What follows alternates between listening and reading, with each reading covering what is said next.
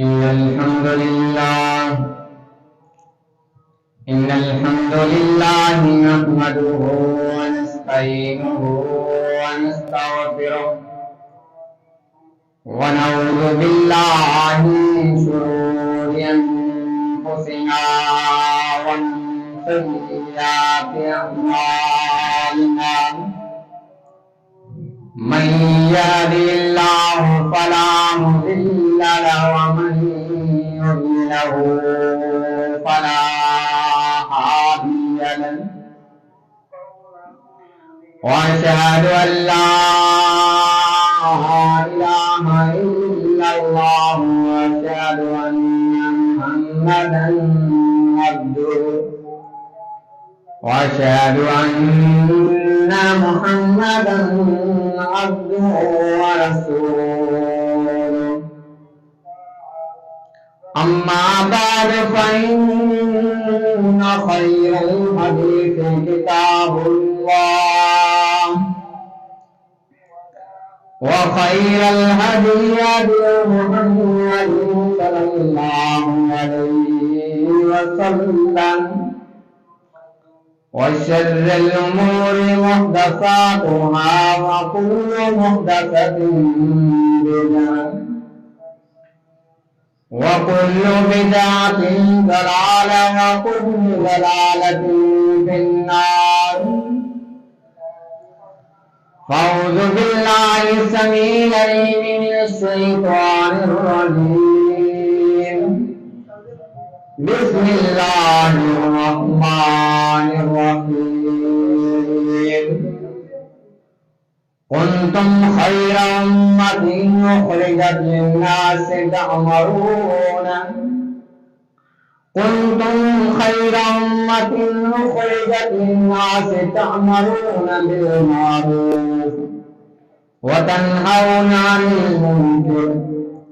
اللهم صل على محمد وعلى آل محمد كما صليت على إبراهيم وعلى آل إبراهيم إنك حميد مجيد.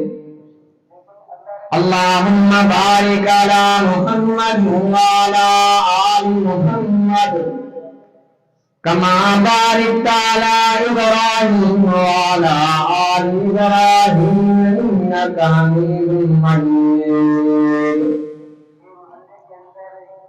رب اشرح لي صدري ويسر لي أمري واحلل عقدة من لساني يفقهوا قولي.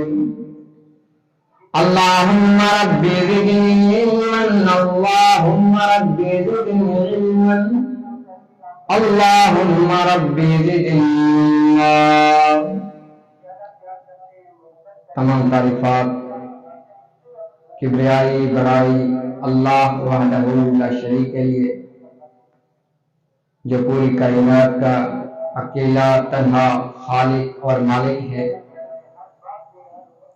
مختصر حمد و ثنا کے بعد بے شمار لا تعداد درود و سلام ہوں اللہ کے آخری پیغمبر جناب محمد مصطفیٰ احمد مجتبیٰ کے ذات مقدس پر.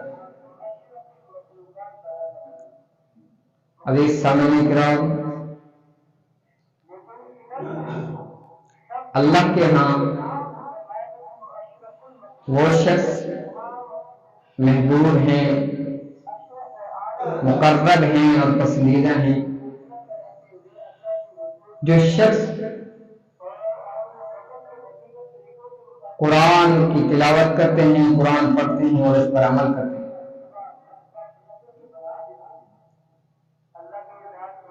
نبی محترم محمد رسول اللہ صلی اللہ علیہ وسلم نے فرمایا ان للہ اہلین من الناس،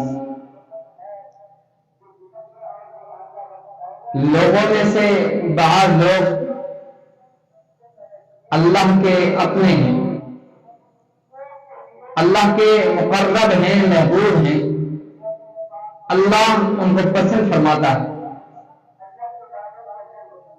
صحابہ نے پوچھا اللہ کے رسول صلی اللہ علیہ وسلم وہ خوش نصیب کون ہے جو اللہ کے مقرب اور محبوب ہیں؟ نبی محترم محمد صلی اللہ علیہ وسلم نے فرمایا من هم اہل القرآن و اہل اللہ و خاصتہ، وہ لوگ اللہ کے اپنے ہیں جو قرآن کی تلاوت کرتے ہیں، قرآن پڑھتے ہیں، وہ اللہ کے اپنے ہیں، وہ خاصتہ، وہ اللہ کے خاص ہیں۔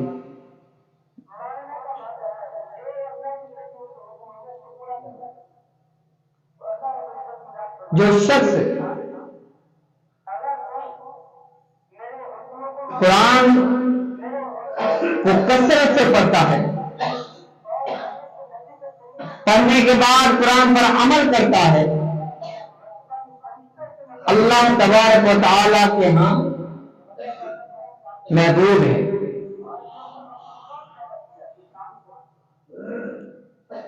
اور جو قرآن پڑھتا ہے اللہ اس کی عزت، عظمت، شان، مرتبہ، مقام بلند فرماتا ہے۔ نبی محترم محمد رسول اللہ صلی اللہ علیہ وسلم نے فرمایا ان اللہ یرفع بہذا الکتاب، اس قرآن پڑھنے کی وجہ سے اللہ تبارک و تعالی بہت لوگوں کو مقام سے نوازتا ہے، مرتبے اور بلندیوں سے نوازتا ہے۔ اور جو لوگ قرآن نہیں پڑھتے، قرآن کی تلاوت نہیں کرتے اور اس پر عمل نہیں کرتے، نبی محترم محمد صلی اللہ علیہ وسلم نے فرمایا اللہ ایسے لوگوں کو ذلیل کرتا ہے، رسوا کرتا ہے، تباہ و برباد کر دیتا ہے۔ کسی نے کیا خوب کہا، وہ معزز تھے زمانے میں مسلمان ہو کر اور ہم خوار ہوئے تارک قرآن ہو کر۔ آج اگر ہم پریشان ہیں، پریشانی کا سبب یہ ہے کہ ہم نے قرآن کو چھوڑ دیا۔ اگر آج ہم پر ذلت مسلط کر دی گئی ہے، وجہ کیا؟ وجہ قرآن کو چھوڑنا ہے۔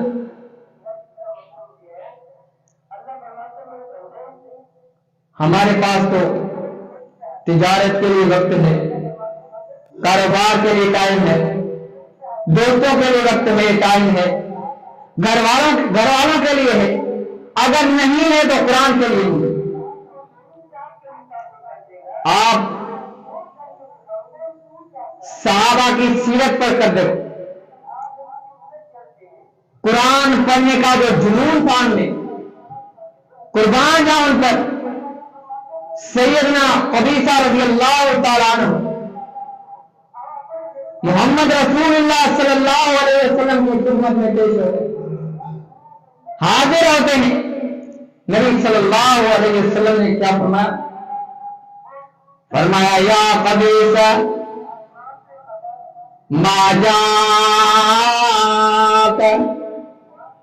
اے قبیصہ کیسے آنا ہوا؟ آنے کی وجہ بتاؤ۔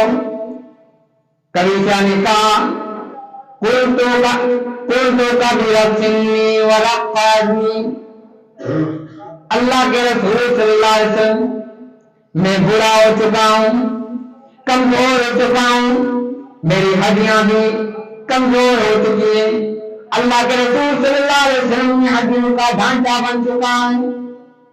فاتیتک، آپ کے پاس آنے کی وجہ یہ ہے لتعلمنی، تاکہ میں آپ سے علم سیکھ لوں، آپ سے علم سیکھ لوں، ایسا علم جس کے ذریعے اللہ رب العالمین مجھے فائدہ پہنچائے، ایسا علم جس کے ذریعے اللہ رب العالمین مجھے جنت میں داخل فرمائے، ایسا علم جس کے ذریعے اللہ کی رحمتیں مجھ پر نازل ہوں۔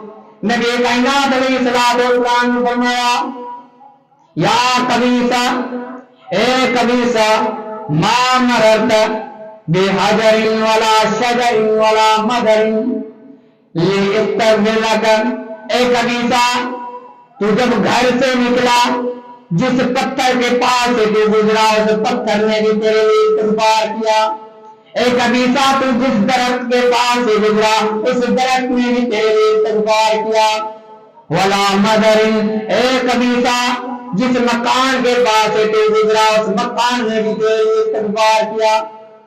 کتنی بڑی فضیلت ہے علم سیکھنے کی، کتنی بڑی فضیلت، کتنا بڑا مقام اور مرتبہ ہے۔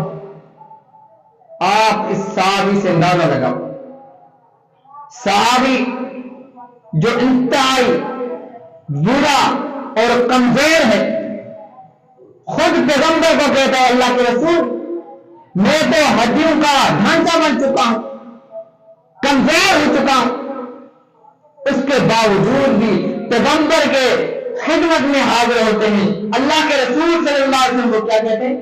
لیکن اللہ کے رسول مجھے علم سکھائی، وہ علم جو مجھے فائدہ پہنچائے۔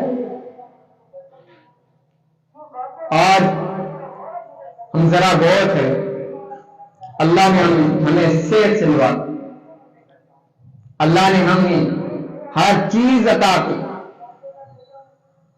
دولت، ملکیت اور صحت، ہر چیز ہے ہمارے پاس، پھر ہم قرآن سے دور کیوں؟ اللہ کے ذکر اور فکر سے دور کیوں؟ وجہ کیا ہے؟ وجہ یہ دنیا ہے، دنیا کی لالچ میں آ کر ہم نے اپنے رب کریم کو بھلا دیا، ہم نے اس قرآن کو بھلا دیا۔ اگر آج ہم ذلیل ہیں، رسوا ہیں، تباہ برباد ہیں، وجہ یہ قرآن سے دور ہے۔ آج کس کے پاس دولت نہیں؟ ہر شخص کے پاس دولت، بینک میں لاکھوں روپے پڑے ہیں، اس کے باوجود زبان پر یہ شکوہ ہوتا ہے کہ بھائی میں تو بہت پریشان ہوں، میں تو بہت پریشان ہوں۔ حالانکہ دولت تو ہے، پھر پریشانی کیوں؟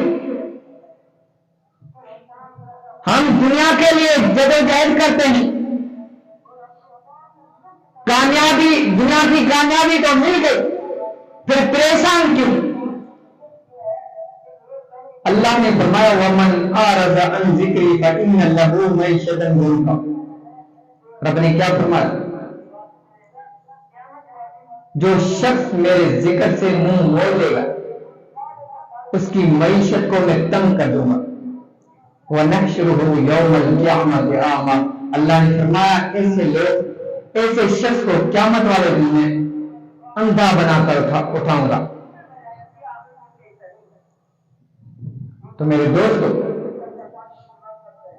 اگر آپ چاہتے ہیں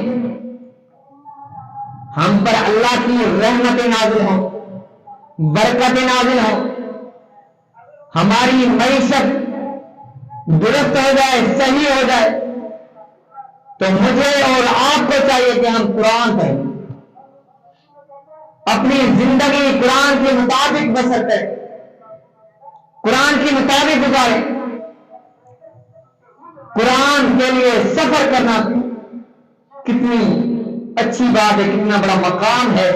نبی محترم محمد رسول اللہ صلی اللہ علیہ وسلم نے فرمایا من سلک طریقا یلتمس فیہ علما، جو شخص دین حاصل کرنے کے لیے گھر سے نکلتا ہے،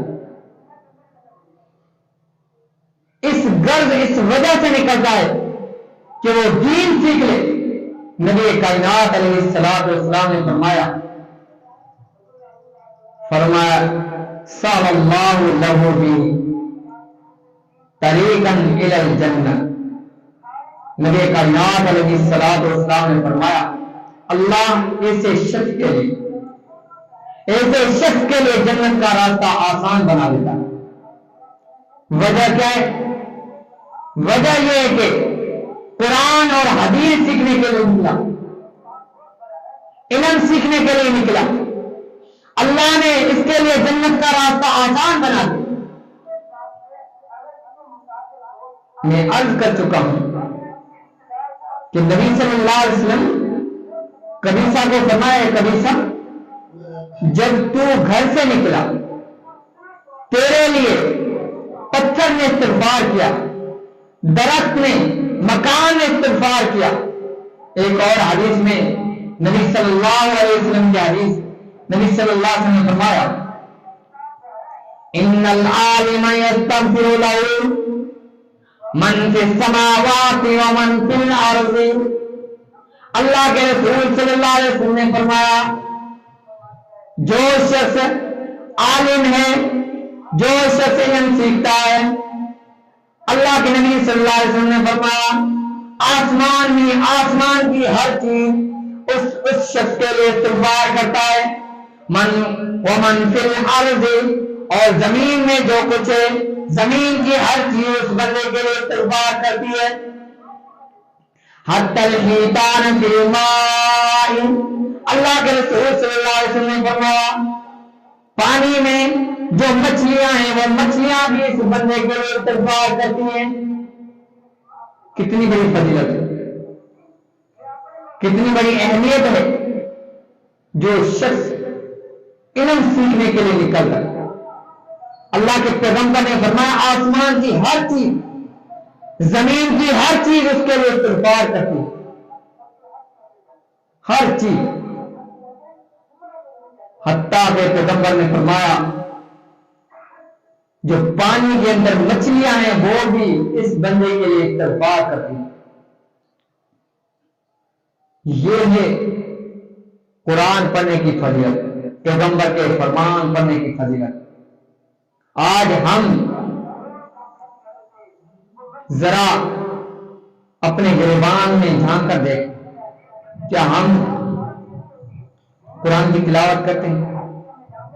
کتنا عرصہ گزر گیا، قرآن کو ایک چادر میں لپیٹ کر ایک سائے پر رکھ دیا، کتنا عرصہ گزر گیا، کبھی کھول کر ہم نے پڑھا؟ افسوس کی بات تو یہ ہے کہ ہمیں قرآن کے متعلق کچھ بھی نہیں پتا، قرآن کے بارے میں نہ شد نہ مد کے متعلق پتا۔ قرآن پڑھنا تو دور کی بات، ہم قرآن سننا پسند نہیں کرتے۔ آپ اپنے موبائل فون کو چیک کرو، ہمارے موبائل میں آپ کو گانے ملیں گے، آپ کو اور ہمیں اپنے موبائل میں فلمیں ملیں گے، ڈرامے ملیں گے، مگر ہمارے قرآن اس موبائل میں ہمیں قرآن نہیں ملے گا، قرآن کی تلاوت نہیں ملے گی۔ وجہ یہ کہ ہمیں قرآن سے حقیقی محبت نہیں، جو دل سے محبت کی جاتی ہے وہ محبت نہیں ہے۔ اللہ کے رسول صلی اللہ علیہ وسلم کثرت کے ساتھ قرآن پڑھتے تھے۔ کبھی کبھار اللہ کے رسول صلی اللہ علیہ وسلم صحابہ سے قرآن پڑھنا سننا پسند کرتے تھے۔ سیدنا عبداللہ بن مسعود رضی اللہ تعالیٰ عنہ کو نبی کائنات علیہ السلام نے فرمایا اے عبداللہ قرآن پڑھ، میں محمد قرآن سنوں۔ عبداللہ بن مسعود رضی اللہ تعالیٰ عنہ فرماتے ہیں اللہ کے رسول صلی اللہ علیہ وسلم قرآن تو آپ پر نازل ہوا، مجھ سے بہتر آپ پڑھ سکتے ہیں، اللہ کے رسول آپ پڑھ لیں۔ نبی کائنات علیہ السلام نے فرمایا اے عبداللہ میں چاہتا ہوں کہ میں کسی اور سے قرآن سنوں، عبداللہ کو قرآن پڑھنے سنوں۔ سیدنا عبداللہ بن مسعود رضی اللہ تعالیٰ عنہ فرماتے ہیں جب نبی کائنات علیہ السلام نے حکم کیا میں نے قرآن پڑھنا شروع کر دیا۔ قرآن پڑھتے پڑھتے جب میں اپنے اختتام کو پہنچا، جب میں نے اپنا چہرہ اوپر کیا کیا دیکھو پیغمبر کے آنکھوں میں آنسو ہیں، نبی کائنات علیہ السلام قرآن سن کر رو رہے ہیں۔ ہم بھی قرآن سنتے ہیں، کبھی رویا ہم نے؟ کبھی دل میں درد پیدا ہوا، کبھی دکھ ہوا؟ کیوں؟ ہم پر قرآن اثر کیوں نہیں ہوتا؟ وجہ کیا ہے؟ وجہ یہ کہ ہم دین سے دور ہو گئے، ہم دین سے دور ہو گئے، اللہ نے ہمارے دلوں پر مہر لگا دی، نہ نمازیں اثر کرتی ہیں ہمارے دلوں میں، نہ قرآن، نہ زکوٰۃ، نہ صدقہ، نہ ذکر، نہ فکر، ہمارے دلیں پتھر بن گئی۔ خدا خود بھی قرآن پڑھے، اپنے بچوں کو بھی قرآن پڑھے۔ یہ قیامت والے دن قرآن آپ کے حق میں گواہی دے گا۔ اگر آپ نے قرآن کو چھوڑ دیا، قرآن نہیں پڑھا، تو یہ آپ کے خلاف گواہی دے گا۔ نبی صلی اللہ علیہ وسلم نے فرمایا القرآن حجت اللہ کا او علیہ، پیغمبر نے فرمایا قرآن یا تو آپ کے حق میں گواہی دے گا یا آپ کے خلاف گواہی دے گا۔ اگر آپ نے قرآن کو پڑھا تو یہ وکیل بن کر وکالت کرے گا، سفارشی بن کر سفارش کرے گا۔ اگر آپ نے قرآن کو چھوڑ دیا تو یہ آپ کے خلاف گواہی دے گا، اللہ کو کہے گا اللہ اس بندے نے مجھ سے بے وفائی کی تھی۔ جو شخص قرآن پڑھتے ہیں ان کے حق میں گواہی دے گا۔ نبی کائنات علیہ السلام فرماتے ہیں الصیام والقرآن یشفعان للعبد یوم القیامۃ، قیامت والے دن روزہ بھی آئے گا، قرآن بھی آئے گا، اللہ رب العالمین کی عدالت میں حاضر ہوں گے۔ روزہ کہے گا الصیام، یقول الصیام ربی منعت الطعام والشہوات، روزہ کہے گا اللہ اس بندے کو معاف فرما، میری سفارش اس کے حق میں قبول فرما۔